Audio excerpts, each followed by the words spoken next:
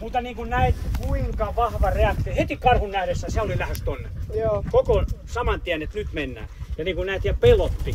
Ja niin kuin nähtiin, häntä tippuu alas ja kaikkea, että ei ollut enää kivaa. Joo. Et se on kova paikka. Mutta jatkoa ajatellen, niin tää on sulle kuitenkin ja koiralle tosi kiva tieto. Ootte lenkillä mökillä missä vaan. Niin tämä koira ei vie teitä enää karhun luokse. Niin, kyllä. Ja pysyy itse hengissä. Niin. Ja niin kuin hauskaa oli, niin se parkkerasi tänne tyttöjen taakse niin. vielä. Et te hoidatte sit molemmat karhun, mutta hän kattelee nyt, että toi äippä meni jo. Ja tää on tosiaan monelle yllätys, että kuinka oikeesti toi karhu on koirielle geeneissä vahva.